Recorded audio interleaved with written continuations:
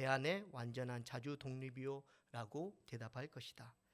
성도님들이 잘 아시는 것처럼 백번 김구 성세님의 유명한 고백입니다. 고백의 사전적 의미는요, 마음속에 생각하고 있는 것이나 감추어둔 것을 사실대로 숨김없이 말하는 것입니다. 이처럼 고백은 그 사람의 세계관이나 철학을 비롯하여 평소 꿈꾸거나 바래왔던 것이나 또 늘 마음에 품고 있는 것이 무엇인지 짐작하게 합니다. 백번 김구 선생님의 고백처럼 대안의 완전한 자주 독립이 인생의 꿈이었고 목표였다는 것을 우리는 알 수 있습니다. 1964년에 노벨 평화상을 받았던 마틴 루터 킹 목사님의 고백이기도 한 나에게는 꿈이 있습니다로 알려진 연설은 1963년 8월 28일 워싱턴 링컨 기념관 광장에서 사람들에게 들려졌었는데, 이 연설이 20세기 가장 위대한 연설로 알려져 있습니다. 이 고백과도 같은 연설은요, 그동안 마틴 루터 킹 목사님이 흑인들의 인권을 위해서 평생을 노력하였고, 또 이는 마틴 루터 킹 목사님의 삶의 가장 큰 영역이 흑인들의 인권이었음을 말해주고 있습니다. 그리고 오늘 또 하나의 고백이 있습니다. 바로 다윗의 고백입니다. 우리 1절 말씀 한번 같이 읽겠습니다. 다윗이 그의 궁전에 거할 때에 다윗이 선지자 나단에게 이르되 나는 백향목 궁에 거주하거늘 여호와의 언약궤는 휘장 아래 있도다. 아멘. 오늘 본문 말씀은요, 사무엘하 7장 1절에서 17절에 먼저 기록되고 있는 말씀입니다. 사무엘하 7장 1절을 보면요, 여호와께서 주의 모든 원수를 무찌르사 왕으로 궁에 평안히 살게 하신 때라고 말씀하고 계십니다. 다윗이 환경이나 그에 따른 마음이 평안할 때 이러한 고백을 한 것입니다.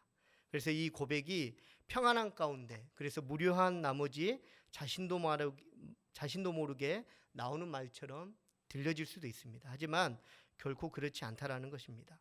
히브리어로 힘내라는 단어는요, 한국 개역 성경에는 생략되어 있는 우리말로 볼지어다라는 뜻을 가지고 있습니다.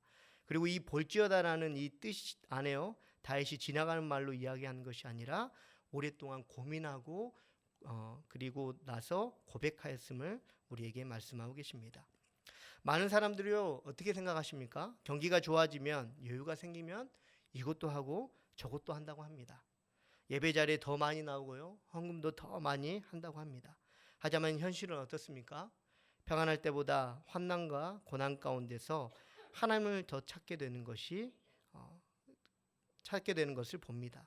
마찬가지로 다윗이 평안한 가운데서도 하나님을 찾는 것은 고난 가운데서 찾는 것과 비교할 때 결코 쉬운 일이 아니라는 것입니다. 그럼에도 다윗은 고난 가운데서뿐 아니라 평안한 가운데서도 하나님을 찾고 또 자신의 유익이 아니라 하나님의 유익을 위해 고백을 했습니다. 사랑하는 성도님들은 지금 어떠한 고백을 하며 살아오고 계십니까? 마음을 쓰고 있는 영역이, 그리고 가치관과 세계관이, 꿈과 소망이, 궁극적인 삶의 목적이 나를 위함입니까? 아니면 하나님을 위함입니까? 앞에서 보았던 조국을 위해 평생을 헌신한 김구 선생님이나 종족과 인권을 위해 애썼던 마틴 루터 킹 목사님의 삶은 충분히 존경받아야 할 삶입니다. 하지만 그보다 더 거대한 고백이 있다 할지라도 오늘 하나님을 위한 고백을 하는 이 다윗보다 위대하지는 못합니다. 그리고 하나님께서는요, 다윗처럼 하나님의 자녀인 우리 모두가 이러한 위대한 삶을 살아가기 원하십니다. 그래서 나를 위한 고백이 아닌 하나님을 위한 고백으로 채워지는 삶을 살아가는 성도님들 되시기 바랍니다. 그렇다면 하나님께서 보시기에 다윗의 고백은 어떤 고백일까요? 오늘 말씀을 통해서 세 가지로 우리에게 하나님께서 말씀해 주십니다. 첫째는 하나님의 계획을 앞서가는 고백이라고 우리에게 말씀하십니다. 우리 6절 말씀 한번 같이 읽겠습니다. 이스라엘 무리와 더불어 가는 모든 곳에서 내가 내 백성을 먹이라고 명령한 이스라엘 어느 사사에게 내게 말하기를 너희가 어찌하여 내 백향목 집을 건축하지 아니하였느냐고 말하였느냐 하고. 아멘. 방주를 만들었던 노아도요, 장막을 지었던 모세도 모두 하나님의 말씀에 순종한 사람들이었습니다. 그 당시 노아와 모세처럼 하나님의 말씀에 순종하는 사람은요, 아예 없거나 극소수에 불과했습니다. 대부분의 사람들은 오히려 하나님을 없다 여기며 하나님이 싫어하는 온갖 악행을 행했습니다. 이러한 시대에 하나님의 말씀에 순종한 노아와 모세는 분명 하나님의 기쁨이었습니다. 그런데 오늘 다윗은요, 하나님이 말씀하시지도 않는 일들을 꿈꾸기 시작합니다. 출애굽 이후의 사사기 시대를 지나서 왕정 시대로 접어들어 초대 왕인 사울 다음으로 다윗이 왕이 되기까지 하나님께서는 그 누구에게도 하나님을 위해서 성전을 지으라고 하지 않으셨습니다. 그럼에도 다윗은요, 하나님이 말씀하시지도 않는 일들을 꿈꾸려 하였다라는 것입니다. 코로나19로 인해서요, 활동이 자유롭지 못하다 보니까 제 가정도 거의 대부분의 시간을 집에서 보내고 있습니다. 오랫동안 집에 있다 보니까요, 아이들 핑계로 TV를 시청하는 일이 많습니다. 언제 한 번은요, 제 큰딸이 6살인데 광고에서 옷이나 차를 포함한 좋은 물건이 나오면 제 딸이 저한테 대뜸 그럽니다. 아빠, 내가 다음에 이거 사줄게 라고 합니다. 사실 제가 오래전에 한번 좀 좋은 게 나오면 우리 딸 이거 크면 사줘 라고 했는데, 우리 딸이 자랑 훌륭하게도 그것들을 생각하면서 아무튼 좋은 물건이 나오면 무조건 엄마 이거 사줄게요, 아빠 이거 사줄게요 라고 합니다. 그래서 제가 제 큰딸에게 뭐라 그러겠습니까? 제발 꼭 그래라잉 그렇게 얘기했습니다. 성도님들, 제 딸이 커가지고요, 정말 저에게 사줄 수 있을 것 같습니까? 그건 잘 모르겠지만요, 저는 이미 그 큰딸의 말로 인해 받은 것 같은 마음이 듭니다. 일을 하다 보면요, 시키는 일만 하는 사람이 있습니다. 시키는 일을 안 하는 사람에 비하면 시키는 일을 하는 것도 훌륭합니다. 그런데 시키는 일만 하는 사람보다 더 훌륭한 사람은 시키지도 않는 일을 하는 사람입니다. 일을 하다 보면요, 시키지도 않는 일을 하는 사람과 같이 일하고 싶어집니다. 이유는 간단합니다. 가려운 것을 알아서 긁어주듯이 중요하고 필요한 일을 알아서 해주기 때문입니다. 오늘 하나님을 위한 다윗은요, 하나님의 말씀에 순종하는 것에만 만족하지 않았습니다. 순종함을 뛰어넘어 하나님께서 진정 원하시는 것이 무엇인지, 나에게 바라시는 것이 무엇인지를 생각하였습니다. 그렇다고 무작정 앞서만 가는 것이 아니라 철저하게 순종 안에서 이러한 일들을 해냈다라는 것입니다. 성경에는요, 순종함을 바탕으로 앞서갔던 다윗이 자주 등장합니다.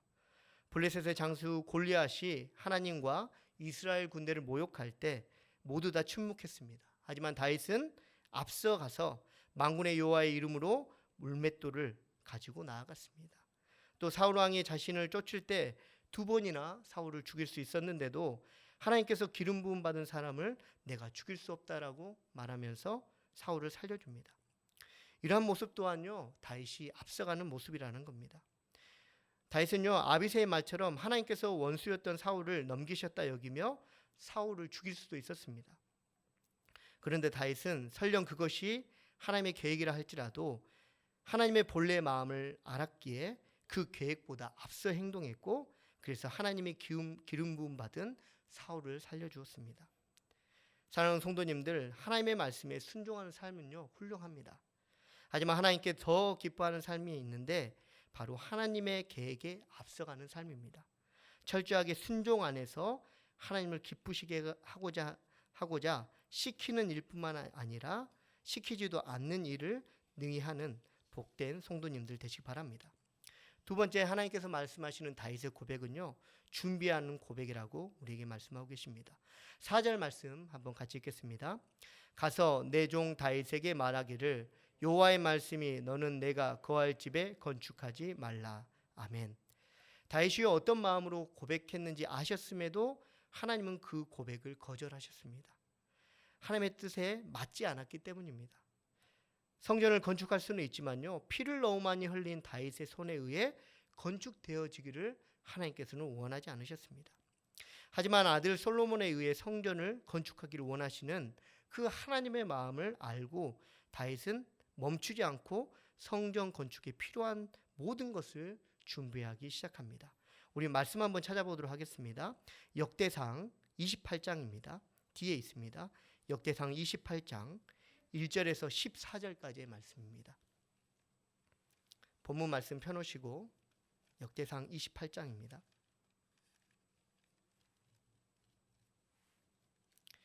10절에서 14절까지의 말씀 같이 읽겠습니다. 그런 이제 너는 삼갈지어다. 여호와께서 너를 택하여 성전의 건물을 건축하게 하셨으니 힘써 행할지니라 하니라. 다윗이 성전의 복도와 그 집들과 그 곳간과 다락과 골방과 속죄소의 설계도를 그의 아들 솔로몬에게 주고 또 그가 영감으로 받은 모든 것 곧 여호와의 성전의 뜰과 사면의 모든 방과 하나님의 성전 곳간과 성물 곳간의 설계도를 주고 또 제사장과 레위 사람들의 반열과 여호와의 성전에서 섬기는 모든 일과 여호와의 성전을 섬기는 데에 쓰는 모든 그릇을 양식을 설명하고 또 모든 섬기는 데에 쓰는 금 기구를 만들 금의 무게와 모든 섬기는 데에 쓰는 은 기구를 만들 은의 무게를 정하고. 아멘. 나만 아니면 된다는 것과요, 내가 아니어도 된다는 것은 엄청난 차이가 있습니다. 나만 아니라 내가 아니어도란 마음으로 하나님의 거절을 다윗은 받아들였습니다. 그러자 하나님의 거절이 멈춤이 아니라 또 다른 시작이라는 것을 다윗은 깨달았습니다. 그래서 다윗은 그러한 다윗에게 하나님께서는 더욱 힘을 주셨는데 우리 역대상 28장 19절 말씀 한번 같이 읽겠습니다. 다윗이 이르되 여호와의 손이 내게 임하여 이 모든 일의 설계를 그려 나에게 알려주셨느니라. 아멘. 부끄럽지만 제 이야기를 하나 하도록 하겠습니다. 1997년 IMF가 터지고요. 1998년에 정부에서 공공근로 사업을 실시했습니다. 당시 저희 가정도 좀 어려웠던 때라서요. 아버지 앞으로 공공근로 사업을 신청했는데 선별되어서 아버지가 공공근로에 나가게 되었습니다. 문제는 여기서부터 일어났는데 평소 몸이 좋지 않으셨던 아버지를 대신해서 제가 대신 출근하게 되었습니다. 출근하게 되면 가장 먼저 출석을 불렀는데 아버지 이름을 부르다 보니까 이게 불법을 저지르는 것 같아서 제 마음이 편하지 않았습니다. 모인 사람 수도요 100명 가까이 되었고 또 옆에서 상황을 아시는 분들도 괜찮다고 하시는데 저는 마음이 너무 힘들었습니다. 그래가지고 시청에 가서 공공근로 사업 관련 부서에서 직급 높은 사람하고 면담도 해보고 또 무슨 자신감에서인지 사연을 말하기 위해서 시장실까지 쫓아갔습니다. 또 그리고 해당 주민센터에 가서 또 사정 이야기를 했습니다. 당시 제 마음에는 될 것 같은데 들려오는 소리는 안 된다라는 소리였습니다. 이를 지켜보던 모 교회 집사님 한 분이 거기 주민센터에 일하고 계셨는데 저한테 그러시더라고요. 안 되는 건 안 되는 거야. 근데 이 말을 듣고 제가 얼마나 서운하고 서럽던지 집에 가서 울었던 기억이 납니다. 그리고는 제가 어떻게 했을까요? 평소 같으면 주민센터나 시청이나 그렇게 소란 아닌 소란을 피워서 근처에도 안 갈 것인데 어찌된 마음인지 그 다음 공공근로 사업이 진행될 때 아버지가 아닌 제 이름으로 신청해서 결국 3개월에 3번 9개월이라는 만근의 근무를 하게 됐습니다. 자랑할 만한 일이 아닌데 왜 제가 이 이야기를 하냐면요. 거절은요 멈춤이 아니라 새로운 시작이라는 것입니다. 더욱이 함께 하신 하나님을 믿고 의지하면요 그 시작은 반드시 있다라는 것입니다. 사랑하는 성도님들, 코로나19로 인해 많은 것이 거절되는 때입니다. 오프라인 예배로부터 거절되고요.